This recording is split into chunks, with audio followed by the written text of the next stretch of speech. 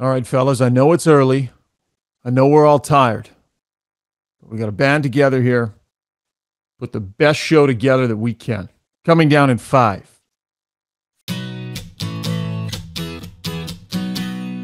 That's a playoff type of game, right? It's good to see that we can stick with it and come out on top at the end. That's a great sign for us. So, yes, it is. Yes, they gave a lead away. LA grabbed a point, but at this time of year, a win is a win is a win, folks. Welcome to Got Your Back, brought to you by DLR Vinyl Products. Nobody puts in wood windows or siding anymore. Why would you build a wood fence or deck? Do it once with high-quality, maintenance-free vinyl. Call my brothers, Rick or Rob, at DLR Vinyl Products, locations in Calgary and Edmonton. Today on the podcast, we will dive into Wednesday's imperfect but crucial win over the LA Kings in our Park Mazda breakdown with Struddy. Dregs is back from the general manager meetings in Florida. We'll evaluate his suntan and talk NHL news and notes for Belvan Construction. And in our De Boers Golf Shop, did you know Tyson Barrie once got injured at a world championship in a hotel room wrestling match? He will be by to tell us all about that tale in our Who's Got Your Back. Presented by DLR Vinyl Products, this is Got Your Back.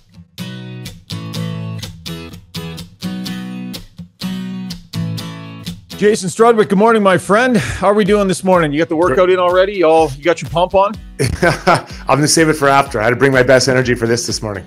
All right. Interesting game last night. We'll get to that in a couple of minutes. We got to check in with Basement Chris, though, out in Kelowna.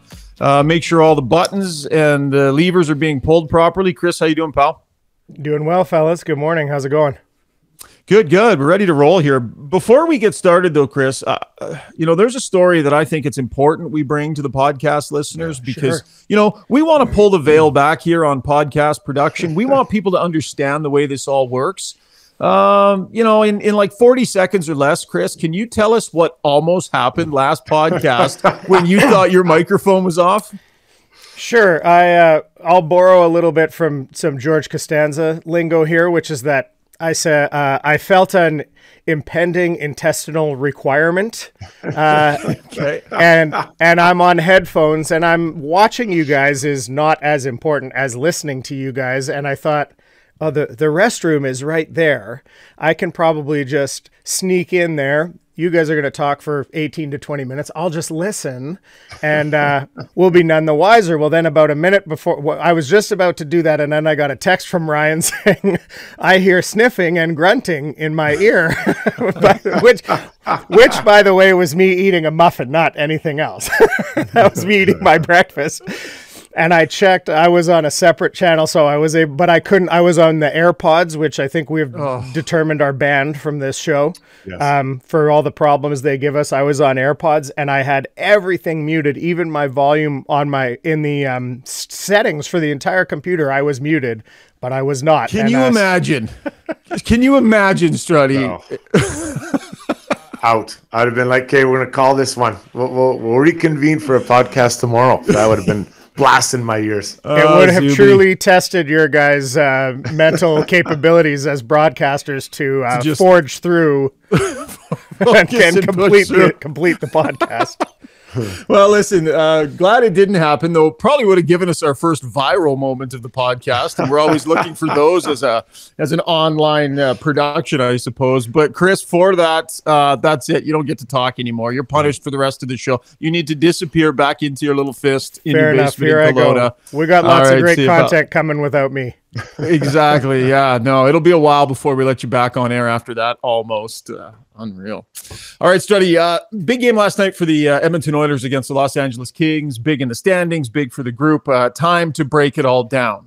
Courtesy Park Mazda, where the newly redesigned 2022 CX-5 has arrived. Check out the brand new all-wheel drive sport design trim with its turbocharged engine and see the available colors and trims in stock at parkmazda.ca. So, if you're the coach, are you more frustrated at the 2 quick goals and giving the point to LA and giving them life, or are you just happy you grabbed a couple of points? Because I can tell you, Jay Woodcroft sounded like he was just happy they got a couple of points. Yeah, obviously you're happy to get that. I mean, you're competing with the team, and you're trying to, when you're in this time of the year, obviously the Oilers are trying to make the playoffs, but you're also trying to create little mini battles for each game, get the guys up, right? And this is why we need these points, or this is why this is a big game. So overall, it was a good game. Some wobbles there, and you talk about the 2 goals against quickly. It's something that you and I have spoken about before. You get the 3-1 lead. Who do you put out there? Which line is the one that says, okay, we're going to stabilize it? And you're on a high. You're feeling good about yourself. You scored, the 3rd goal. And, honestly, when you get into the playoffs, you get that 3-1 goal. It should be pretty good to carry you through at least the second period. If not the whole game. And boom goal right away. So, is it a maturity thing? Is it understanding the moment? Is it personnel? Is it who he's deploying out there? Like, there's all these different things that understanding after a goal is scored, it's a very vulnerable time for both teams. And I don't think the Oilers are quite at that yet. So McDavid comes up with the assist for point number 100, and the building ignites, and everybody's all happy, and linesman throws the puck to the training staff of the Oilers, and I was watching. And before Harry could even get the tape around the outside of the puck to write McDavid 100 points, it was like, boom, goal. And he sort of looked up and he's like, okay, so he keeps writing and then boom, goal. And so didn't even have the tape on the 100-point puck yet. Here is Jay Woodcroft on that quick sequence of goals. We are seeing that as a coaching staff. We're talking about it with our group. It's not something that we're pleased with. I think our level of concentration and focus needs to be really dialed in, especially the shift after a goal, whether we've given one up or whether we've scored a goal.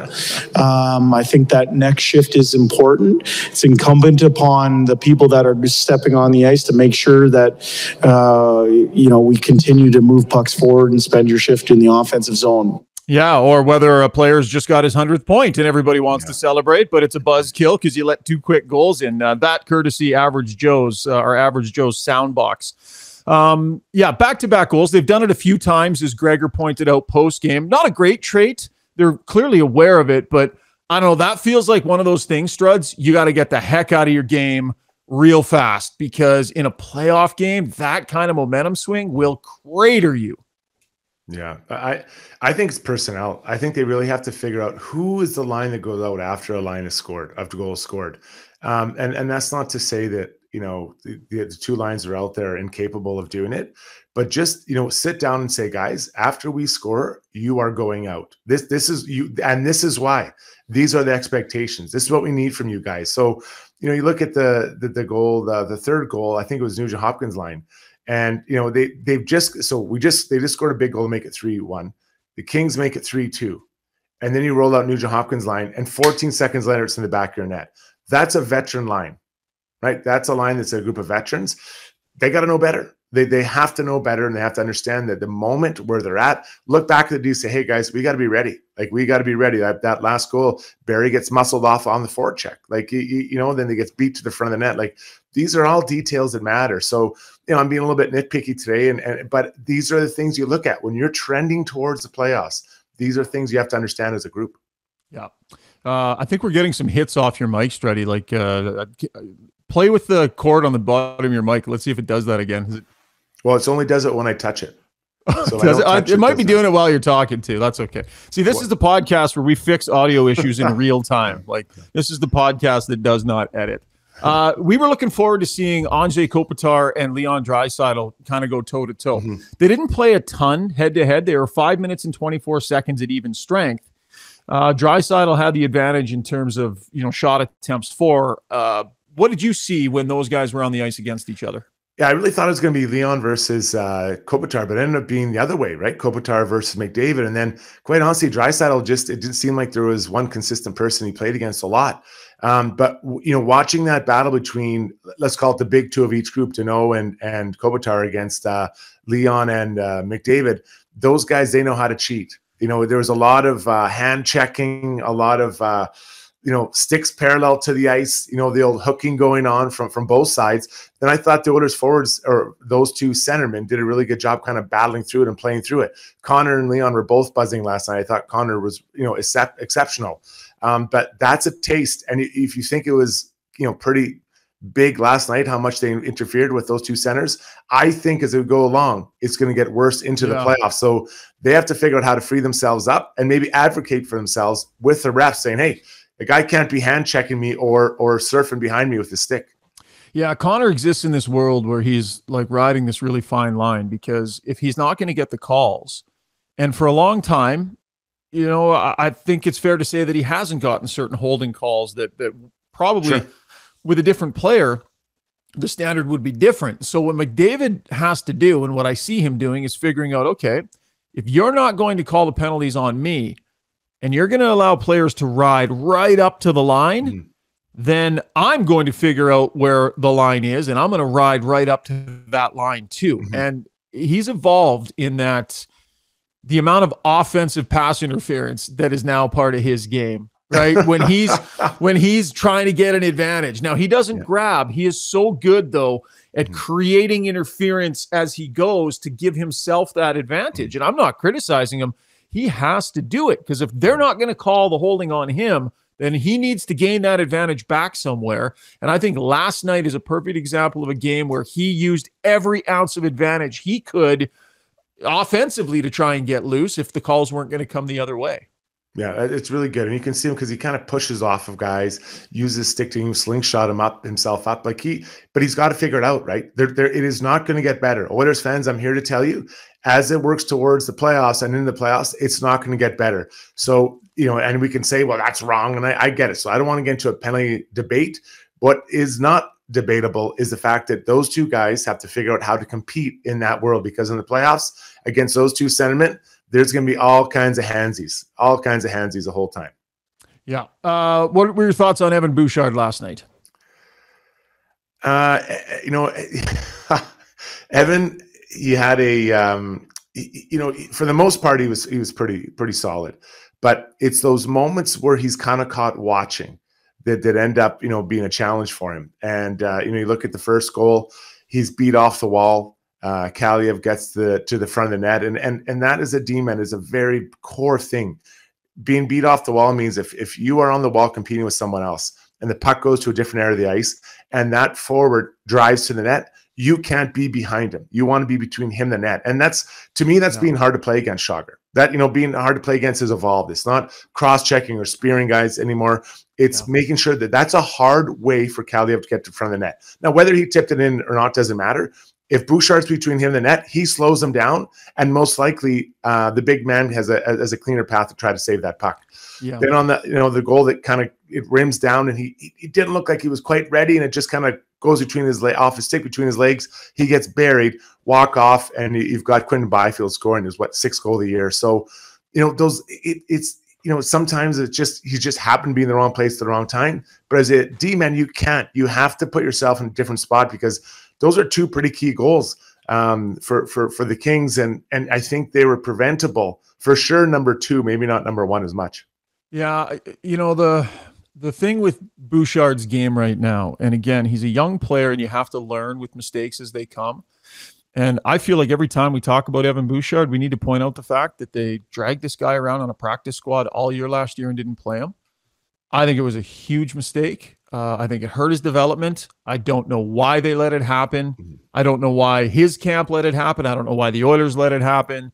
I think it hurt the player. And I said that all last year too, so I'm comfortable going back to that criticism. But now everything's ratcheting up, and he's seeing this speed of game, this intensity level of game for the first time. And you have to live with mistakes with your young defensemen. And I think they're playing him through it, and that's great.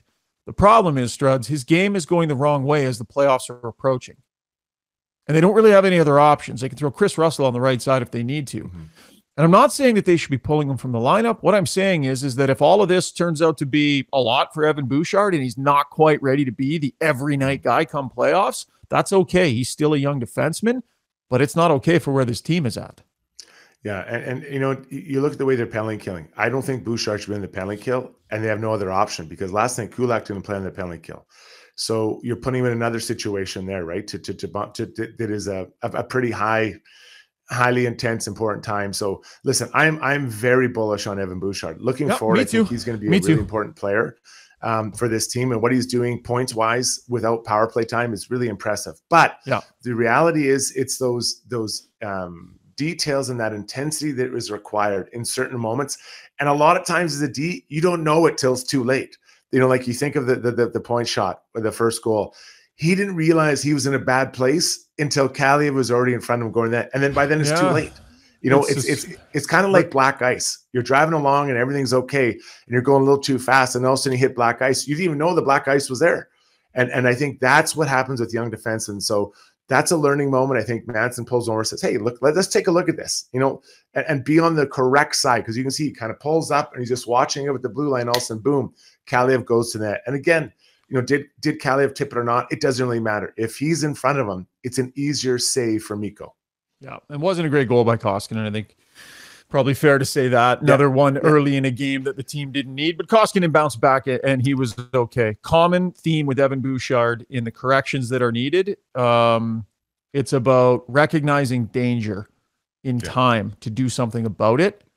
And that's an issue in Evan Bouchard's game. He doesn't recognize danger quick enough, and he can't correct quick enough to avoid it. And the problem, Struds, is that when you get to the playoffs, everything is way faster and there's nothing but danger all around you, and you're problem solving constantly. And this is something he needs to continue working on, and they will. Dave Manson they'll continue working on this, but it's notable heading towards the postseason. Now, thought on Connor's night. Hits that 100 points. Seemed like a man on a mission. And pretty impressive, I would say, the way he worked his way to that 100 points. He was buzzing last night. You know, it was, and they were a lot of like hard-working goals. And I love that from Connor. You know, even the goal that went off of Iafallo. Poor guy hasn't scored in 2 years and scores in his own net. But, you know, that's a hardworking goal. He quickly gets in there and gets it to the front of the net, and, you know, it goes off of someone. Good things happen when you're proactive, right? And that's a bit of a cliche, but I thought he was great last night. He seems to be getting into kind of Connor mode right now. And, you know, I don't need him to do highlight reel goals, but you do want to use him his speed to get on other teams and kind of create what he's been creating. So I think that, you know, he's definitely trending in the right direction, and he really likes his line mates. I think that's clear, especially the big guy on the left side, number 91. Those two, I think they're very, very good together. Yeah, they'll be good together in the playoffs. That's the element you need next to McDavid when you get into a tight checking playoff series. I think that'll serve them really well. McDavid didn't talk post-game last night. We talked to him pre-game. We asked him about the 100 points, and Oiler fans would probably be happy to hear that they're brushing this off. They don't think it's a big deal. They're focused on other things. With that said, Leon Draisaitl did talk post-game about that accomplishment from McDavid as we go back to our Average Joe's Soundbox. Average Joe's next to Home Depot on Baseline Road in Sherwood Park. Here's Draisaitl. It's hard to score in this league. You know, he goes up against the best every single night, right? You got to think every team tries to stop him. Every team focuses on him the most, and yet he goes out with every season with 110, 120 points. I don't even know, but that's hard to do. That's really, really hard to do, and you know, it's impressive. That's impressive because Draisaitl does it as well, as he's just approaching 50 goals here. So real solid performance last night from Connor McDavid. Not ideal that they hand LA a point. Not ideal that they let a lead slip away again. But I think my overriding thought on that game last night is, and I said it in the opening, like you grab your wins at this time of year, especially against division rivals, and you don't go too deep into worrying about them or critiquing them. Hey. No, it's important to get it. I think the takeaway for me is that that's a good team, and they can forecheck. It's they're missing a lot of pieces last night.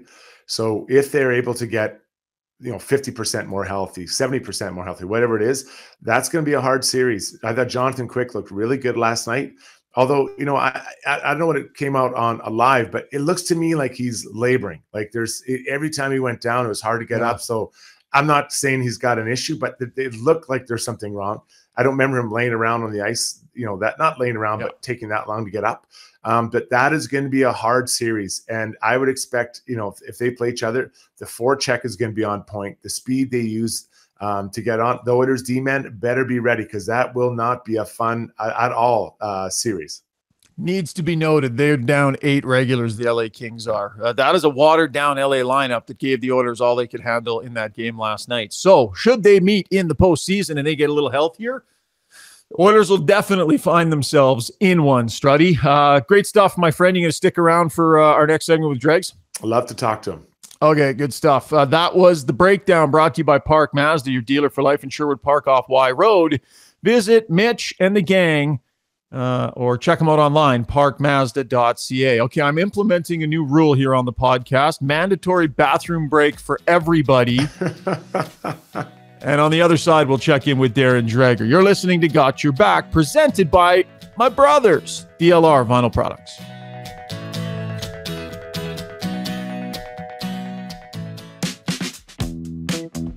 Hey, Struddy, question for you. Have you ever tried putting in your own fence?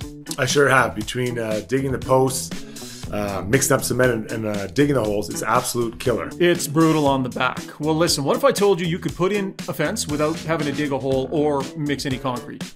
I'd be much more likely to come over and help you out. Yeah, well, you're not the first guy I would call, but thank you for that. Listen, my brother's company, DLR Vinyl Products, they've come up with a system where you can actually put high-quality vinyl fence in the ground without having to dig a hole, without having to mix any concrete. They can teach do-it-yourselfers how to do it, and they can also work with contractors who might be looking to start installing vinyl. It's super high-quality product. The great thing about it is that it has fantastic longevity. You put it in, you don't have to worry about staining or sanding or anything like that. I've been lucky enough, Struddy.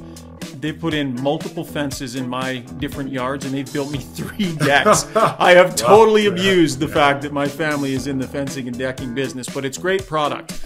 Give Rob a call in Calgary or Rick a call here in Edmonton. This is a company my dad started. It's a family business. I'm super proud of it, and I'm very proud that they are our title sponsors. That's DLR Vinyl Products in Edmonton and Calgary.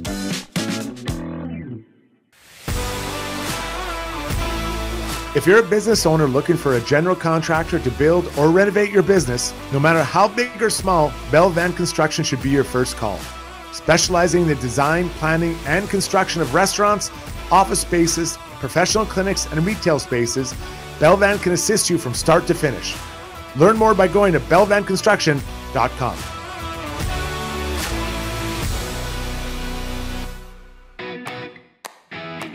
Hey, it's Ryan Rashog. While many are feeling the sting of inventory shortages, Park Mazda has you covered. They've got new Mazdas arriving every month, including the redesigned 22CX5 in whatever color you're looking for. They've also got a huge selection of used vehicles with new arrivals every week and some of the most competitive interest rates on cars, trucks, SUVs, and more. Park Mazda, your dealer for life in Sherwood Park off Y Road. Schedule a test drive at parkmazda.ca.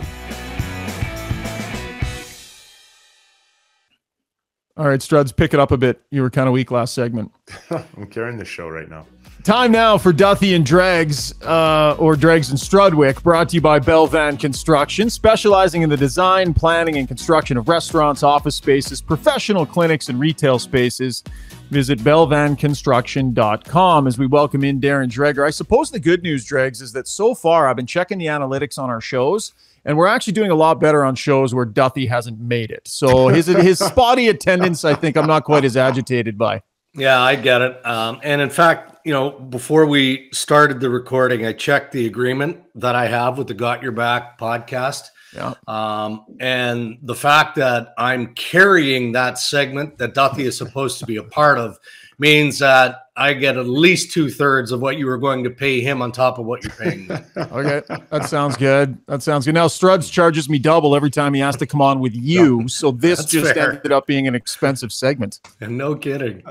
I've only got so many words per day, and this is really cutting into it. You're Never way a problem past your for a quota, shot. Tan's looking good, Dregs. How many days you end up in Florida? You got yourself nicely tanned up there, buddy. Struds and I are looking quite palish compared to you. Yeah, and I didn't spend a whole lot of time in the sun other than, as you know, the beat, you're walking poolside with a suit on looking like an idiot out there while everybody else Sweating is enjoying through themselves. it. Yeah. Yeah. I got there Saturday, so I'm not complaining. I actually got there around midday Saturday, so spent a few hours in the sun on Saturday, all day Sunday, and then got to work Monday, Tuesday, came home yesterday. What was the most consequential? We won't spend a ton of time on it, but what was the most consequential thing for you that came out of those meetings? There wasn't a whole lot, to be fair. Okay, let's move on. No, probably. Well, only because, look, you know, I don't know if you guys are aware of this or not, but there are 11 new general managers in that room from the last time they met face-to-face, and that was back in 2020. So this was a non-traditional GM meeting. They didn't have the breakout groups. Normally, Ryan, as you know, that's kind of where we glean a lot of our tidbits, because that's the out there stuff. The pie in the sky stuff that is most interesting to the hockey fan. Could happen, never going to happen. It's probably going to happen, that sort of thing. They didn't do that because they had 11 new general managers, so they felt like it was more important to make sure they ripped through all the department reports and things like that. So of news value, probably the fact that, the NHL and the Players Association, hand in hand on this, are going to make sure that the Evgeny Dadonov situation doesn't happen again. Didn't have to be bargained. It can simply be an agreement because it's not a CBA item. And Deputy Commissioner Bill Daly and the Players Association were kind of fine-tuning it already. So what that quickly means is that all no-trade lists will now be kept in-house at Central Registry with the NHL and in-house with the Players Association, so they never have to deal with the embarrassment of what they went through recently. As opposed to the embarrassment of those lists leaking. That's the thing, hey? Yeah. Well, you guys probably talked about it. Like, it probably impacts the 7 Canadian teams the most because, if you're an Alberta hockey player, and there are lots of them, right? But you played your entire career and you've earned the no trade protection. You decide as a family, you like your tax bracket. You like the way things are in Tennessee or Vegas or Florida, and you really don't want to play in Canada. Well, you're going to wipe out Calgary and Edmonton. There are no-fly zones as an Alberta guy. I mean, if that gets out, it's awkward, it's embarrassing, but it's also a business. And the players, Struddy, as you know better than the rest of us here, you've got that small window to manage what your career is going to look like from a business perspective. So aside from the awkwardness, I don't know that it's going to be that huge of an issue. Getting back onto the ice, Austin Matthews and Leon Draisaitl are really locked in a great battle, and they go about scoring in different ways. But what do you like about these two guys and their chances to lead the league in goals this year? Well, just how dynamic both of them are, right? It's neither one of them is a surprise that they're at this point. You want to throw Chris Kreider in the mix from the New York Rangers? That's a surprise to me. He's always been a real good player for differing reasons. But, in Draisaitl, I mean, he's got a proven history putting the puck in the net, and likewise with Austin Matthews. For me, though, and I don't know if you guys agree. I mean, if you disagree, I want to hear it. We're looking at scoring, and that was actually one of the things that was brought up at the GM meetings. And I don't know if it's the health of the league. It's just the data, right? Goal scoring is up. 5-on-5 goal scoring is up. I mean, every night you look down at the score sheets of the games, and you're seeing 8, 10, 12 goals being scored. So from a pure entertainment perspective, I mean, it's great for the fringe fan, especially because you're seeing these high octane players deliver.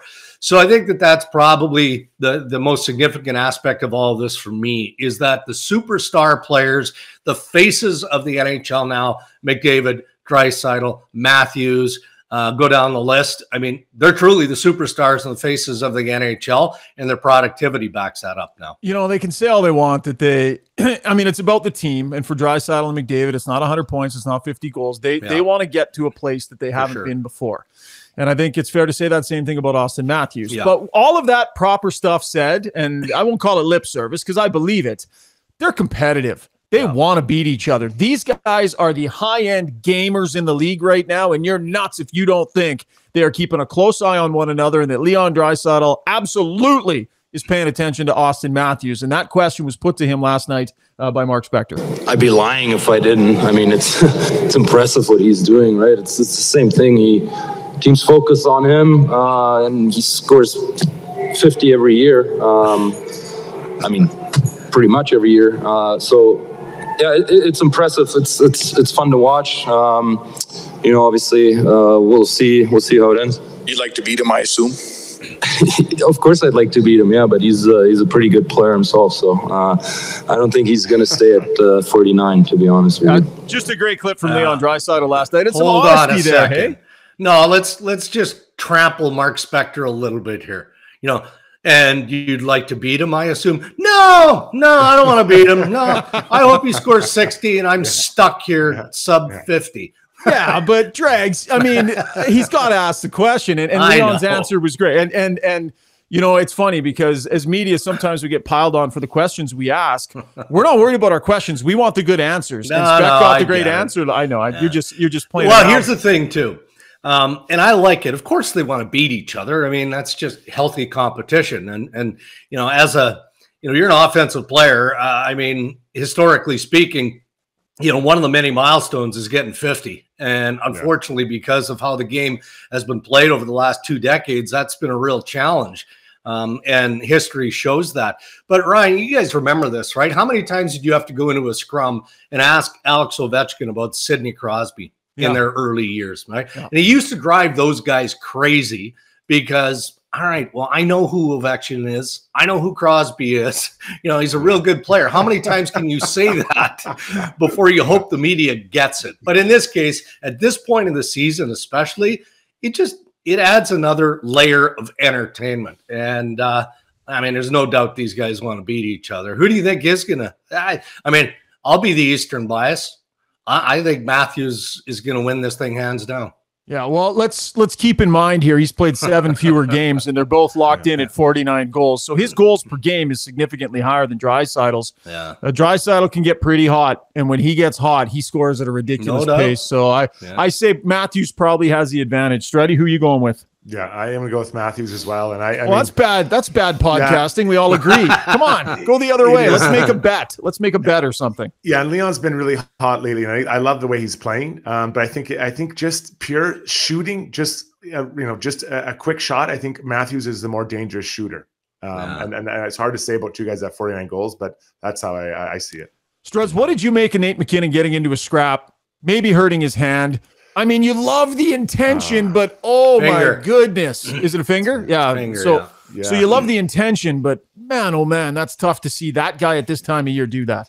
Yeah, you know, and I think back to the great run the Flames had in the playoffs with Iginla, and Iginla fought, you know, what was it, Hatcher and Cavalier, those big battles. Your big leader standing up for themselves, and so and I'm not standing up for myself, but maybe we're just making a statement. And I think MacKinnon, I mean, I love that about him, right? You absolutely love it about him, but you're also like, oh man, don't get hurt.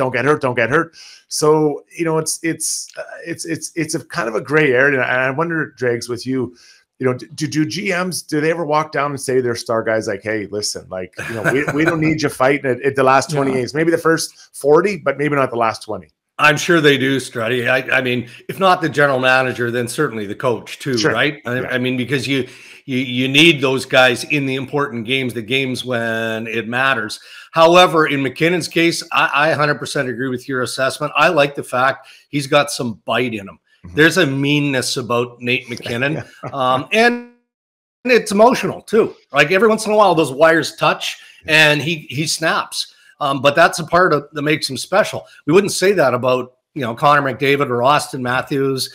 Leon maybe has a little bit more, not always, but Nate MacKinnon has always kind of played a little bit on the edge. But you know, I don't think this injury is too severe, so I'm okay with it. But I'd like it a lot less if it were the playoffs. That's got to be it, hey? Like, no more scraps. Yeah. It was a close call, no more. And on Connor McDavid, he's been burnt. Like, you guys remember, he hurt his hand in junior fighting, right? For the World Juniors. I think he punched the dasher or something. So he did. He missed and hit the glass. Yeah, he's been there and done that. He's learned that lesson. Listen, lastly, Daryl Sutter has become must-listen-to media availability in Calgary. And I'm amazed by this because I've been interviewing him for years, and he's so great off camera, and then you get on camera and he'll two-word you. But I give a lot of credit to the media group in Calgary. They've done a really good job working with him, and now their media availabilities are so interesting. And he said something yesterday. He talked about the fact that his team came to him at the end of last season saying that they wanted to be a better home team. Right. But there were some factors that they felt needed to change. Here's what Sutter had to say. This last summer, the players wanted to be a better home Calgary team, Saddle Dome team. And they thought that there was some issues that why they weren't. So that was up to me to deal with those issues. And we did. So, Struddy, I'll go to you, the player, first. I was really intrigued when I heard that clip. I thought, what would they have said needed to change for them to have a better home record other than, I don't know, like be better defensively, don't give up so many goals, and have your goalie play better? Like, what are they talking about out there? What do you think this could be? Yeah, honestly, I think it's stuff unrelated to the game, if I was guessing. Maybe the way that they go through their meetings in the morning, or the length of their pregame skate, or maybe optional skates, like all those things that are away from it, and to help them maybe bring more energy. Or maybe Daryl didn't want the music on like an hour and a half before the game. Like I don't know all the details, but I do think that a lot of times it's around what they do off the ice rather than on the ice. Dregs? Yeah, I don't disagree. And look, Ryan, if you were in that scrum or in that availability, automatically you're coming back with, well, what issues, Daryl? What are you talking about specifically here? And then you're getting the none of your business. But how long before Sutter has the World Championship speech to the players? And what I mean by that, because I've heard him use it before, and he kind of alluded to it recently when he was asked about being in contention for the Jack Adams. And he kind of blew it off saying, well, it's a regular season award. Who cares about that stuff? But he would remind his Calgary Flames, look, yeah, we've been a real good team to this point of the regular season, but this is not the playoffs. So you guys either start playing the right way and you play it every shift, you play it every period, you play it every game, or you can call your agents and make sure that you're high on the radar for your national teams when the World Championships come around. He's used it before. I guarantee you he'll use it again. Well, he's been just hammering his team with the Colorado Avalanche. Like the fear of God he's putting into his group over Colorado. He said another clip the other day about, I got no interest in seeing Colorado in the first round and getting blank kicked. I got no interest in that. I'm thinking, wow, is that ever some mind games for his team to sort through? God. Nah. How about him rolling out Jason LaBarbera recently? Oh, yeah. To the media. And, I mean, it's fine. It's nice to have a little variety. But the goalie coach? The goalie coach is like, he's kidding, right? I'm getting punked here, no? Yeah. No, God, you'll be fine. Go ahead. I know him, and I saw that. I'm like, what? Who is that? What is he doing out there? Like, is there a goalie issue? I was dying because he probably Sutter's like, you're going out there. He's like, what do you mean I'm going? Pardon me. I'm sorry. I'm what? I love it. He just keeps everyone on their toes, right? 100%, and that's why he does it. Well, whatever they changed, guys, whatever they changed off the ice's work. The Calgary Flames are 21-7-6 on home ice. They've been juggernauts at home, well on their way to home ice advantage in the playoffs and potentially a deep run. Dregs, appreciate it, buddy. You are consistent. You are reliable. You are a good friend, and I just want you to know how much your participation continually and consistently on this podcast means to us. And I say this like James is going to hear that at some point. He won't. No, I just want you to know that Got Your Back is top priority for me. I don't know how many times a week we do it, but it's top priority. And I'm really appreciative of the fact that you got all the technical difficulties ironed out that we experienced earlier this week. Yeah. Dregs, keep this up, and you're gonna be my favorite TSN personality over Duff anytime. Like probably within 4 or 5 months, you'll pass him. Perfect. All right, get out of here. Thanks, Dregs. Appreciate it, buddy. See you, buddy. That was Dreger and sometimes Duthie, brought to you by Belvan Construction. Dregs, will talk to you in a couple of days. Struddy, I had a chance to look a little deeper into Dregs. You can click off there. Get out of here, pal. Okay. I had a chance to look deeper into our friends at Belvan Construction, because if they're going to sponsor segments on this podcast, you want to know a little bit about the company. I was pretty impressed with what I saw. It's a commercial construction company that was started in 2010. And between Les and Chris, they've got 50 years of experience designing, constructing, and managing business projects. They're locally owned and operated, which we love. So anybody who owns a business that is thinking about renovations to their property or maybe building something new, give the guys at Belvan Construction some thought. They have a proven track record. They're real good guys. Visit belvanconstruction.com. Struds, thanks for hanging in. Coming up after the break, I'm excited. We have our first live breathing NHL hockey player on the podcast. Tyson Barrie's going to stop by for a little Who's Got Your Back segment, so it should be good. Can you stick around? For sure. Let's hear from him. All right, sounds good. Lots more to come on Who's on Got Your Back, presented by DLR Vinyl Products. That was a bad throw to break. I'm usually not bad at those. That was bad. Sorry to the brothers. Yeah, whatever. We're not doing well today, pal. We're not doing well. Don't put we. It's you.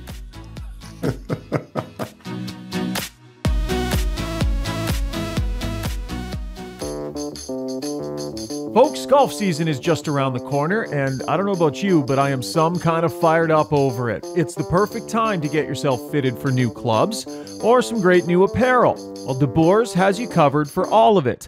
Their facility is first class with amazing TrackMan technology in their simulators and top-of-the-field fitting specialists.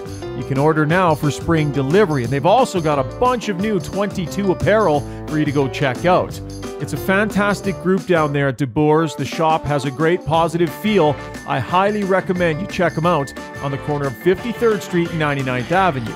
DeBoers, helping you play better golf since 1999. Average Joe's Sports Bar in Sherwood Park has proudly served the community and supported minor sports in the area for almost 20 years. It's a great gathering place for sports fans. Average Joe's has massive big screen TVs, comfortable seating, and a friendly staff waiting to make your experience anything but average.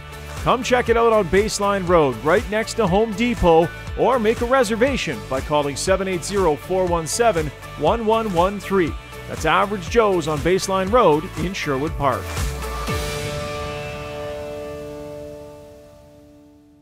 Okay, Struddy, we've been pretty average so far. Let's finish strong here with this segment. Time now for Who's Got Your Back, brought to you by DeBoers Golf Shop and Training Center, helping you play better golf, your local golf shop for the last 23 years, and a fantastic crew down at DeBoers Golf Shop. Highly recommend you stop by if you need some new sticks for this year, some new swag, some new gear. Golf season is around the corner, so go see the gang down at DeBoers. Struds, as media guys, when a team acquires a player, we think a couple of things. We think, one, how good is this player? And is it going to be a positive or negative addition? And then the second thing we think is, how good is he at talking with the media? That's like and it's not far behind. It's like a close second. How good a clip is this guy? So, I mean, when the Edmonton Oilers grabbed Tyson Barrie, we knew he was going to be an offensive defenseman that we thought would probably help the team. But we also knew that he would provide us with a lot of good clips and a lot of good interviews because he's pretty well spoken. What are your impressions of Tyson Barrie and the role that he plays off the ice with this group? Well, the first time I heard of Tyson Barrie, my buddy Ryan Huska was coaching with the Kelowna Rockets, and I said, "You got any good players on that team?" He's like, "Tyson Barrie." I'm like, "Who?" He's like, "Tyson Barrie. You got to watch this guy. He is a player, and he's an amazing guy." So this is well over 10 years ago, that I've heard first about him, and then I played against him a bit, got to know him a little bit from that. I've done a couple events for the Oilers where he was a part of, and he's very, very personable, right? And that's what you want, especially in this community here in Edmonton. There is a requirement to interact with the public, and Tyson does that very well. Yeah, no question. We want to have players on this podcast, but it can be a little difficult timing-wise because, they played the game last night. Mm-hmm. Unless I grabbed him post-game, which we're not going to do, our player interviews sometimes are going to be a day old. So full disclosure on this interview with Tyson Barrie, this was filmed the day before the game against the Los Angeles Kings. But he took some time to sit down with us, talk about his year so far, and give us a great Who's Got Your Back story. And that is the segment. Who's Got Your Back, brought to you by DeBoers Golf Shop and Training Center. We present Tyson Barrie. Tyson Barrie, welcome to my podcast studio. How do you like it? Beautiful. What a setup you have here. Pretty high end. Yeah, this is great. That's all you need. Yeah, exactly. Listen, full disclosure, we're doing this interview the day before you play the LA Kings. So by the time it gets to air, the game's going to be over. We'll have a result already. So we'll keep it a little more generic. But I just want a big picture thought from you on, you got a new coach and a new defensive coach. And what impacts do you think they've most made in the first month or so of being here and being on the job?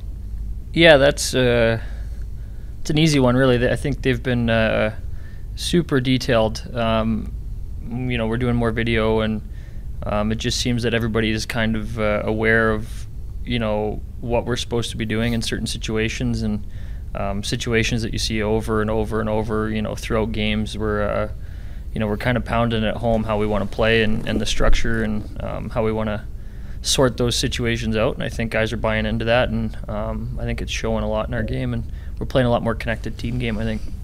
I've heard a lot of you use that phrase, that connected team game. So maybe break that down for me a little bit in a practical sense. What's happening on the ice that tells you it's more connected? Yeah, I think you can see just the way that our forwards are tracking back. It gives our defensemen an ability to stand up and hold lines and make it difficult on other teams to come through the zone. And I think that kind of sets up our whole game. If we can get the puck turned over in transition, that really suits our game. And it just feels like if there's a mistake or if there's a breakdown, it's we're not sitting around looking at each other. It's almost like we know exactly what went wrong and why it happened. And when you have those answers, it's easy to rectify it. Whereas if you're getting scored on or if you're giving up chances and you're kind of looking around, that's tough to fix if you can't pin it down. So it just feels like our game is laid out and our structure is set out, and we're trying to let it work for us. One of the things that stands out to me about this season is the dramatic highs and the dramatic lows. And it feels to me like you're a team that is looking to find that even keel, because you were real high early, and man, did it hit the ditch for a while there around Christmas. But it feels to me like you're trying to find that even keel. Are you getting there, do you think? Yeah, I mean, I think if you look, that's a very fair thing to say. I think obviously the way we started, and then we won 10 and then we lost 10 or whatever. So it's that was too much. It's not consistent enough. And I think if you've looked since the coaching change, I think we've done, I'm not sure exactly what our record is, maybe 13-6 or 7 or something like that. We'll see after the LA game. Yeah, so I think we're doing a good job of being consistent, and I know we had a tough one against Calgary there, but that that kind of stuff happens. Obviously, you don't want it to happen in a Battle of Alberta, a big game like that. But I think we're finding a way to just make sure that more nights than not we're doing what makes us successful, and playing patient and playing within our structure, and then letting our skill and the guys that we do have take over. You can tell a lot to me about kind of the health of a group as a team in how they rebound from difficult moments. And it's been up and down for you guys over the last couple of years, but and again, Arizona, I think we all know the position they're in, so the quality of competition is a little different than Calgary. But it really seemed to me like you guys rallied after that Calgary game. Jay Woodcroft said you had some tough meetings and some honest meetings, but you really rebounded nicely. What was the process like at dealing with that ugly stuff out of the Calgary game, but then just dialing in your game? Yeah, I wouldn't even say they were tough meetings. It's just we're all getting paid by the same people. We're all wearing the Oilers jerseys. We're all working for the Oilers organization. So it's honesty, and just it wasn't he was singling anyone out. It was just can we do better? What do you guys think? And he had us involved, and we watched some stuff, and we certainly could do better, and we saw some areas where we were able to address, and I think that was it's a great way to go about it. You feel good as a group in there. You're rallying your game here, heading towards the postseason, and you hope you're going to get there. Do you feel like your game is generating qualities that you're going to need when the playoffs start that maybe weren't quite there before? You've tried to grow? Absolutely. I think we're definitely growing. That's the goal. Is every game we play, we're trying to build towards something and build towards a team that is going to be, good in the playoffs and a tough out. I think with the adjustments we've made and the detail we've put into our game, that's it's built for that kind of playoff series. And some nights we're seeing it more than others, but the goal is to every night you play the Oilers, it's a tough night, and we're not just a high flying team with Connor and Leon who's just going to outscore you. Right. They're going to do their thing, but within our system, which is pretty dangerous. If you've got those two guys and you've got a good team around them playing the right way, it's I think that's kind of the goal. One of the common criticisms from all of us about your group, maybe last year at times and early this year, was we used the word identity, and I don't know if it makes you guys roll your eyes or not, but it felt like you were a team that would kill you on the power play if they gave you a chance. But 5-on-5, maybe it was a little bit up and down. It seems to me like your identity is built a little more around your 5-on-5 game now. Do you think that's fair? Yeah, I think you have to be. I mean, special teams is huge. You gotta, you're gonna need your power play and your penalty kill in the playoffs when it comes around. But the majority of the games played 5-on-5. So I think if I'm not a big stats guy. I don't know what all those underlying numbers are, and I know some people are obsessed with them. But I think that we've probably improved those a lot, and I think we'll continue to do that. And I think it's the game we're playing has made it a lot easier on our goaltenders too. They're not. We were giving up a lot of good chances, and I know they were taking a lot of heat, and it was pretty unfair. We were kind of hanging them out to dry, and I think now they're forced to make 1, 2, 3 good saves a night, not 7 or 8. So I think that's a good sign of a good 5-on-5 team. Well, the goals against at even strength wouldn't surprise you to know those have come way down, and that has to mean a lot. When in the playoffs, the penalties kind of go away, the power plays kind of go away. That 5-on-5 game, it just becomes the spine of your night in, night out results, hey? Yeah, you have to have it, and I think they've made some changes to have the game reffed a little differently, and hopefully they carry the standard into the playoffs. I think it's obviously it's not realistic to have it called the exact same way, but you just want it to be fair, and hopefully they'll bring that over, but. Either way, you're playing most of your games 5-on-5. What about your game? How are you feeling? The offense started to come for you here in a more significant way recently. How do you feel about where you're at, and is your game rounding into form heading towards the postseason? Yeah, I'm feeling really comfortable. I feel comfortable with the way I'm playing defensively, and I think moving the puck well, and our power play's clicking a little bit, and it's nice to get a little offense going for sure, and just feeling like my game's headed the right direction, and at the right time of year. When that power play is feeling it, you guys snap that thing around like nobody else. Eh? Like some of those plays you guys can make and in tight, and the skill level on that power play is pretty impressive. Yeah, it is, and it's gonna be fun. Oh, it's a blast to get out there, and I'm kind of the guy at the top. Just I'm trying to put the puck into the right situations and get these guys, Nuge and Leon and Connor, and just put them in spots to do what they do, and it's some of the plays they make are, I don't even see it. Next thing you know, it's flying cross ice. So it's fun to be a part of, and I'm just trying not to slow it down. Right on. Listen, the podcast is called Got Your Back. The segment is Who's Got Your Back.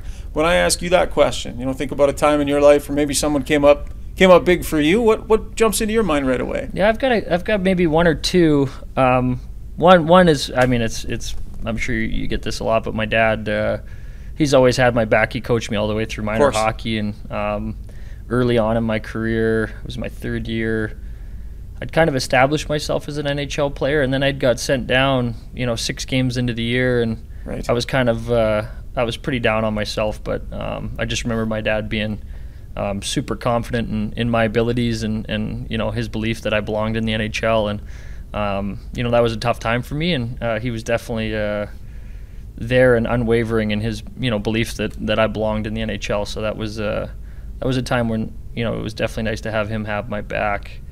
Another one is probably a little more lighter, is when I cut my leg open at the World Championships. Which one? And we were in Paris. Okay, I missed that one. It was the hotel room wrestling accident. Oh. I don't know if you remember that, but yeah, I remember hearing about it. It's out there. I can't go into full detail on what happened. We're way past the statute of timing. I'm no snitch, but it did happen, and I cut my leg pretty badly, and it was 3 games into the tournament. Yeah, I was a little younger, and it was definitely a stupid thing, and I was super nervous about how the coaches and the GMs would react, and John Cooper and Joe Sakic were both super good to me, and made me feel Did you give them the whole story, or did you? Oh, they knew what happened. Yeah, it was. Leave any details out, like full disclosure with the coaches? Yeah, full disclosure. They knew what happened, and they were both good about it, and I ended up laughing about it and told me the world wasn't ending, so don't worry about it. So Coop was great, and then Joe happened to be there overseas, and he was my GM with Colorado at the time, and he was awesome about it too. So when sometimes when you think the world's falling down, it's nice to have people in a position to that you look up to, and I was nervous about talking to them, and they were super supportive, and we had a good laugh about it. So sometimes in not our finest moments, making not the best decisions, you're kind of exposed and you don't know what's coming for you. Yep. And then they were great, so I'm grateful for that. Awesome. Tyson, appreciate your time. Thank you for doing Thanks this. for having me. And our many thanks again to Tyson Barrie for taking some time with us, Struds. Can you imagine the stress of getting injured in such a ridiculous way, a wrestling match in a hotel room at an international event where you're representing your country, and then having to go and have that conversation with your coach and your GM? And I imagine there's got to be 100 things running through his head. Like, there's got to be a different story, I can tell. But he chose the path of honesty. Yeah, you feel sick about it, right? And I mean, I've been a part of many wrestling matches in hotel rooms, never been injured. I remember Todd Bertuzzi and I used to go, and we'd always go beat up the little guys, Marcus Naslund and Andrew Castles. What? And we'd go in there and we'd stuff these guys underneath the bed. And, they're like, they'd always, and they loved it. They'd chirp us, right? And then we'd go and wrestle with them. And they were actually, Castle, not so much. Nazi was pretty strong, but Bertuzzi was just like a man-child. I just kind of sat back and ate their ice cream when he'd rough up those two guys. Jason Strudwick, you take your hands off of Marcus Naslund. Can you imagine, had you messed up Marcus Naslund in any way, shape, or form, what that would have meant for you? Yeah, I know what it meant. I would have been traded to like the Siberian Tigers. Bayern Burke American Hockey League. Oh, sure. I would have been lucky. Been lucky to end up in the American Hockey League. I would have been like so far out of any league. It would have been like tier 7 Russian Hockey League, and I would have been happy to have a place to play. I'd have been blackballed. I think back to it all the time. Like, why would I do that? And throwing Marcus Naslund across the room on the road in a hotel room. God. Are you freaking nuts, Jason Strudwick, depth defenseman? The good thing was I wasn't a very good wrestler, so I wasn't going to hurt anybody. Better chance I'd get hurt than either one of those two guys. There must be a million good stories out there about guys that got hurt off the ice in stupid ways. The stories that we will never hear. Those stories do never come to light, but there must be 1,000 of them out there. We should do a podcast about those. Well, every time you hear a player that was fine in game X, and then all of a sudden he can no longer play 2 days later, there's probably something that happened. Something's up. Sometimes in practice, sometimes maybe it was a team party. Like there's always something that happens, and because it's real life, right? You don't bubble wrap the guys when they leave the dressing room. So there could be be something innocent, or it could be something more significant. But if you think it's suspicious, it probably is. So if a player does something stupid that's suspendable, would a team say, okay, here's the deal, we're going to suspend you, but we're not doing it right away. You're going to play the next game, and then you're going to sit the game after, just so they can figure out a way to come up with an injury or come up with an excuse. Like, I feel like teams at times will cover players off to a degree if they feel they deserve it. Other times they'll just leave them hanging out in the media and go, yeah, he's suspended. We're not telling you why. Yeah. There are times. I mean, injuries are harder to hide, right? Like if you get hurt, off at, and I've known players to get injured at team parties, and things like that. These things happen, right? But tell us. Really give us details. Tell us. Well, no, I don't want to throw anyone under the bus, but I remember I one time fell out of a hot tub, and I cut my eyes up and I cut my chest up, and the next night I had whoa, time out on all of this. You fell out of a hot tub and cut your eyes? Yeah, it was at Ed Jovanovski's house, and we were having our team party at Vancouver, and I was in the hot tub, and I fell out. I'd had a few drinks. I think I more slipped. I slipped and fell out of the hot tub. How do you slip? You're just sitting down in a hot tub. You don't slip. Very humid in Vancouver. Very humid. And so I go down. That makes no sense. And I cut the top of my eye, then my chest. And the next night I had an event with Brian Burke. He was our GM. Like it was a fan event. And I walk in, he's like, what the hell happened? I'm like, oh, don't you remember last game? I got hit in the head, and he just started shaking his head. He's like, you flat out lied. You lied. He knew you were lying, though? He knew. I mean, he's not an idiot. And he just said, get the hell in there. Like, he laughed. He liked me. I think he liked the way I operated. But I remember I woke up the next morning, like, thank God. What if I had, broke my orbital bone or something, it happened. So anyways, I was fine. I still have my good looks, but it was a little touch and go there for a few moments. Fell out of a hot tub and cut my eye. I fell out of a hot tub and cut my eye. That I slipped and cut my eye. Unreal. Okay, time to head back to Kelowna. We'll check in with Basement Chris. I don't know if you can believe any of this crap we're listening to, Chris. That's amazing. Have you ever fallen or slipped out of a hot tub, buddy? No. I don't even know how that. I feel like you're lying to us, Struddy. You're not giving us the whole story. And I have a hot tub, and I've never come close to doing that. And I'm chasing two little kids around in it half the time. Wow. So you haven't drank enough. Yeah, well, that might be yes. That's the problem or the solution. I'm not sure. You're not hot tubbing properly if you haven't drank so much that you slipped out of it. I mean, I can get slipping into it, but slipping out of it. Anyways, we'll let that one lie, Struddy. Time to head to the Average Joe's inbox. Average Joe's on Baseline Road in Sherwood Park. Remember, we want to hear your Got Your Back stories. We love reading ones from listeners. gybpod@gmail.com.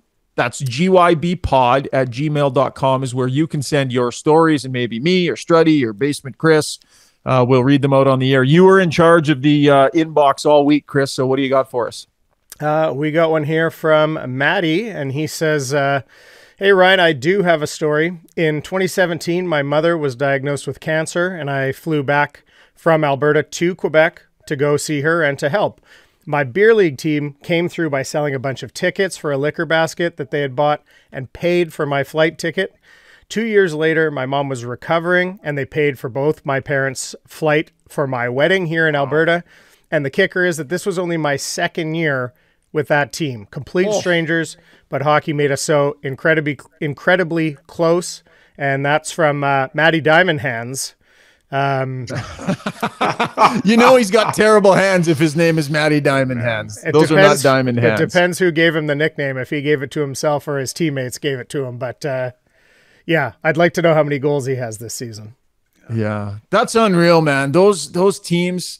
So he'd only been on the team for 2 years, and that's a pretty significant expense for the fellas to come through for him in a situation like that. I get goosebumps at that, Struddy. That's fantastic. I love it, but that's what a hockey community is, right? They help each other out, and you know, that's what I love. There's so many things I love about hockey, but that is for sure the top of the list. Is just that sense of, you know, we're all in this together, right? And they share the good times, and you know, obviously sometimes the tougher times. All right, great show today, fellas. Appreciate this episode 7. That wraps it up. It is in the books. You guys take care. Full disclosure, I'm on a plane to Mexico. I am taking a week off. So that doesn't mean we're not going to have a podcast next week. I'll probably try and check in from Mexico if I can. We'll see what we can do. But this has been a lot of fun through the first 7 episodes. So, guys, I'll be toes up on a beach soon, and we'll touch base with you guys shortly. No tan lines when you get home, buddy. Yeah. No. It's just, I'm going, it's all tarp off, buddy. I'm just going to breathe it all in. Well, that's what I'm saying. Come back, no tan lines, just full nude. Just get the buns, bronze buns. It's not that type of resort. We'll compare yours and Duthie's tan lines. See if he still got his from Turks. And Dreger's from Florida. All right, guys, get out of here. Great to talk to you guys. We'll check in again soon. That will wrap up episode number 7. As always, a huge thanks to all of our sponsors. We couldn't do this show without them, and we appreciate all of them. DLR Vinyl Products, those are my brothers. Park Mazda, Mitch and the gang over there always do such a great job with their customer service. Belvan Construction, real reliable local business that's been in business for some time now. Definitely a great group over there. Give Les and the guys a call. DeBoer's Golf Shop and Fitting Center. Golf season's on the way, folks, so go see the fellas and they'll get you all set up. Maybe we can all break 80 together this year. And, of course, Average Joe's Sports Bar in Sherwood Park. Thanks for tuning in. Thanks for downloading and doing this with us. We're having a ton of fun, and we hope you are too. This has been Got Your Back, presented by DLR Vinyl Products. Let's go to Mexico.